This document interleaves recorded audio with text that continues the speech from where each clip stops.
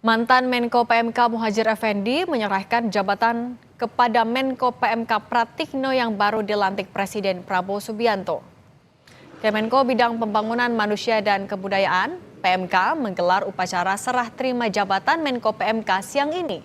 Usai dilantik di Istana Negara, Menko PMK Pratikno langsung melakukan serah terima jabatan dengan mantan Menko PMK Muhadjir Effendi di kantor PMK Jakarta Pusat.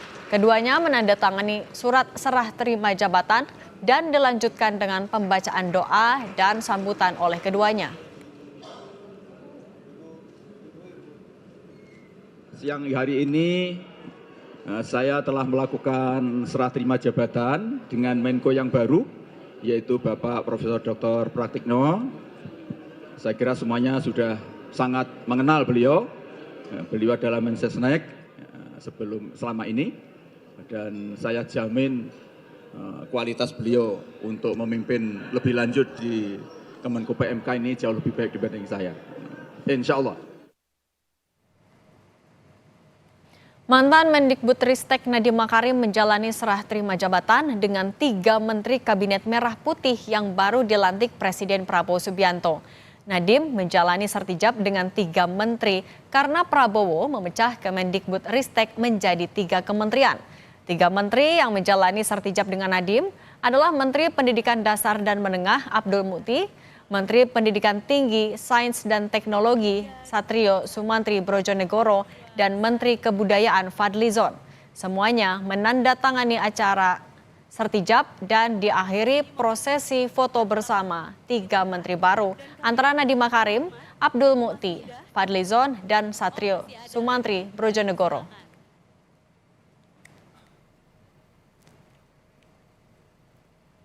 Usai pelantikan menteri di Istana Negara, sejumlah menteri melakukan serah terima jabatan di kantor kementerian. Hari ini Menteri Koperasi dan UMKM periode 2019-2024, Teten Mas Duki melakukan serah terima jabatan dengan Menteri UMKM periode 2024-2029, Maman Abdurrahman.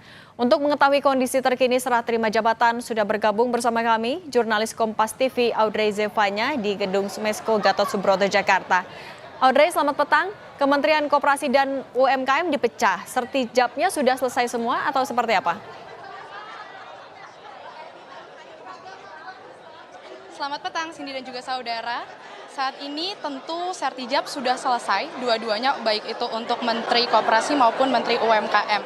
Tadi untuk serah terima jabatan dengan Menteri Koperasi Budi Aris Setiadi sudah berlangsung sekitar pukul 1 siang tadi, dan kemudian dilanjutkan serah terima jabatan untuk Menteri UMKM yaitu dengan Maman Abdurrahman sekitar pukul 3 sore di Gedung Smesko Indonesia. Memang dikarenakan Menteri Koperasi dan UMKM ini dipecah, sehingga proses sertijabnya ini juga dipecah, Cindy dan juga saudara. Dan kalau misalnya Anda lihat di belakang saya saat ini, meskipun acara sertijab sudah selesai, tapi masih banyak tamu undangan yang menyalami Menteri UMKM kita yang baru, Maman Abdurrahman, masih proses bersalam-salaman, kemudian juga foto bersama, dan juga masih banyak tamu undangan yang makan siang begitu di sini untuk sama-sama menyambut Menteri UMKM yang baru. Dan tadi kalau misalnya kita melihat Maman Abdurrahman ini sempat mengatakan untuk program 100 hari kerja ke depannya, ia mengatakan bahwa saat ini dia akan memastikan proses transisi berjalan dengan mulus dan lancar begitu, karena dikarenakan ada perpecahan di antara Menteri Koperasi dan UMKM, sehingga perubahan struktur organisasinya ini juga berubah. Sehingga hal ini dulu yang masih akan dipastikan oleh Maman sebagai Menteri UMKM yang baru, agar struktur organisasi yang baru ini juga dapat berjalan dengan mulus dan lancar. Namun Maman di sini juga menegaskan bahwa meskipun saat ini ia lagi fokus untuk perubahan struktur organisasi, tapi Maman menegaskan tentu ia juga terus akan mendengar dan melayani apa yang menjadi kebutuhan dari para pengusaha UMKM.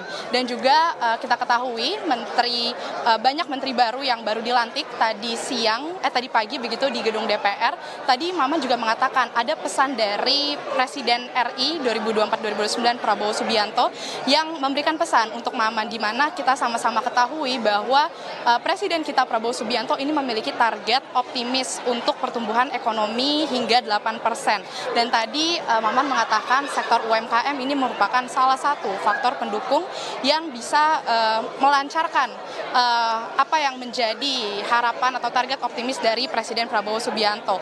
Untuk itu, Maman memastikan bahwa di sini sektor UMKM dipastikan tidak boleh goyang begitu, meskipun dia merupakan sektor informal, tapi dipastikan karena menjadi salah satu faktor pendukung untuk meningkatkan pertumbuhan ekonomi hingga 8%, sehingga di sini Maman berusaha untuk mengamankan sektor UMKM, karena Maman juga menegaskan bahwa sektor UMKM ini merupakan salah satu penyumbang tenaga kerja kurang lebih sebesar 90 hingga 95%. Dan untuk program kerja ke depannya juga, tadi Maman mengatakan bahwa saat ini dia akan fokus untuk memberikan kepastian kepada para pengusaha UMKM agar bisa mendapatkan pinjaman modal yang menjanjikan, kemudian juga memberikan supporting teknologi, dan juga akan memberikan hak-hak administrasi lainnya. Dan juga tadi Maman juga sempat menjelaskan kenapa Menteri Koperasi dan UMKM ini harus dipisah, karena ia mengatakan bahwa selain untuk mensupport jumlah tenaga kerja yang cukup tinggi, Maman juga memberitahu bahwa ada kurang lebih sebanyak 60 juta pelaku UMKM yang harus dipikirkan untuk usaha UMKM mereka, sehingga hal inilah yang menjadi tujuan dari Presiden Prabowo Subianto memecah Kementerian Koperasi dan juga UMKM agar Menteri UMKM Maman Abdurrahman ini bisa lebih berfokus kepada para pelaku usaha UMKM yang sebanyak 60 juta tadi, agar bisa membantu Presiden Prabowo Subianto untuk mencapai targetnya, yaitu pertumbuhan ekonomi sebesar 8%. Dan juga tentu kita masih sama-sama merasakan kemeriahan penyambutan menteri yang baru di sini, Cindy dan juga saudara, dan kami akan mengabarkan selanjutnya kepada Anda untuk info-info update lainnya. Kembali kepada Anda, Cindy. Audrey Zevanya, jurnalis Kompas TV, terima kasih atas laporan Anda.